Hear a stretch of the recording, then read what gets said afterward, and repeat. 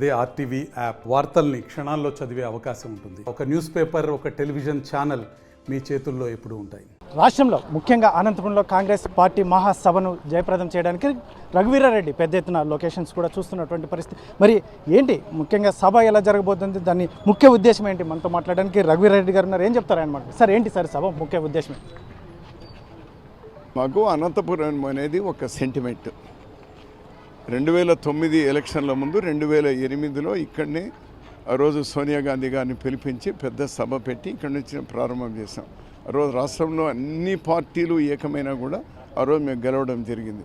అందుకోసం ఈ ఎలక్షన్లు కూడా అనంతపురం నుంచినే ప్రారంభం చేయాలని ఎన్నికల శంకరావాన్ని ఇక్కడనే ప్రారంభం చేస్తున్నాం. ఆనాడు ఏఐసిసి అధ్యక్షులు సోనియా గాంధీ గారు, ఈనాడు ఏఐసిసి అధ్యక్షులు మల్లికార్జున ఖర్గే గారు అందరూ కూడా కలిపి ఈ షర్మిలారెడ్డి గారు వస్తారు, మిగిలినటువంటి వాళ్ళందరూ కూడా వస్తారు.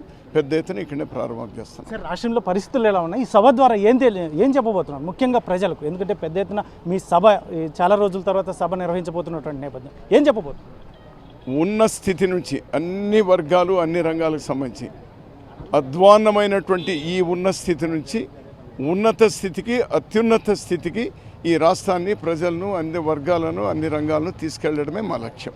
సార్ జగన్మోహన్ రెడ్డి అయితే మొత్తం మీద అయితే రానున్న ఎన్నికల్లో ఖచ్చితంగా నేను మరొకసారి ముఖ్యమంత్రి కాబోతున్నానని చెప్తున్నటువంటి నేపథ్యం. ఎన్ని పార్టీలు కలిసి వచ్చినా, ముఖ్యంగా ఎవరు వచ్చినా కూడా ఖచ్చితంగా ముఖ్యమంత్రి మాత్రం జగన్మోహన్ రెడ్డి అని చెప్తున్నటువంటి నేపథ్యం. దీన్ని ఎలా చూస్తారు మీరు ఒక మాజీ మంత్రిగా? ఇప్పుడు ఆ 4 పార్టీలు ఒకటి, దుష్ట చతుష్టయం కాంగ్రెస్ పార్టీనే ఒకటి. దానికి వాళ్ళు సమాధానం చెప్పుకోవాలి. ఫైనల్గా సార్ సభ ఎలా జరిగింది? సిద్ధం సభ భారీ ఎత్తున, ఎందుకంటే ఎక్కడెక్కడి నుంచో జనాలు తీసుకొచ్చారని చెప్పేసి తెలుగుదేశం నాయకులు చెప్తున్నారు. మా సభ భారీ ఎత్తున లక్షలాది మందితో సక్సెస్ అయిందని చెప్పి వైసీపీ చెప్తుంది. దీన్ని ఎలా చూస్తారు? జనం వచ్చినారు. జనం అది ప్రభుత్వ సభన లేకపోతే రాజకీయ సభన, పార్టీ సభన, వాళ్ళ క్లారిఫికేషన్ ఇవ్వాల్సి ఉంది. ఎందుకంటే వాళ్ళు అన్ని డిపార్ట్మెంట్లను అంటే ఎన్ఆర్ఈజీ డిపార్ట్మెంట్ని కానీ, లేకపోతే మెప్మా వాళ్ళని కానీ, డ్వాక్రా వాళ్ళని కానీ, అధికారులందరినీ పైనుంచి కింద వరకు వాళ్ళు వాడుకున్నారు. అదేవిధంగా వాలంటీర్లు వాడుకున్నారు. వాళ్ళంతా ప్రభుత్వంలో పనిచేసేటువంటి వాళ్ళు. మరి వాళ్ళే క్లారిఫికేషన్ ఇవ్వాలి. సార్ ఫైనల్గా సార్ పెద్దిరెడ్డి రామచంద్రారెడ్డి రఘువీరారెడ్డి గారి మీద చేస్తున్న కామెంట్స్ మీద ఏం చెప్తారు? చేయని వాళ్ళ యొక్క నిస్సహాయత, లేకపోతే ఫ్రస్ట్రేషన్ తెలుస్తాం కదా. మనిషి దగ్గర ఎప్పుడైతే సత్తా లేదో ఇతరుల మీద విరుచుకుపడతారు. ఇది మాజీ మంత్రి రఘువీరారెడ్డి చెప్తున్నటువంటి విషయం. ముఖ్యంగా ఏదైతే ఉందో రాష్ట్రంలో పరిస్థితులను ఖచ్చితంగా ప్రజలకు తెలియజేసే విధంగా మా సభ ముందుకు వెళ్తుందని చెప్పేసి ఒకవైపు చెప్తున్నటువంటి నేపథ్యంలో, ముఖ్యంగా ఏదైతే ఉందో ఎన్ని పార్టీలు, మిగతా పార్టీలన్నీ రాష్ట్రాన్ని భ్రష్టు పట్టించినటువంటి నేపథ్యం అని చెప్పి ఒకవైపు చెప్తున్నటువంటి నేపథ్యం. ముఖ్యంగా కాంగ్రెస్ పార్టీ సభ అయితే సక్సెస్ చేయడానికి ముందుకు వెళ్తున్నాం.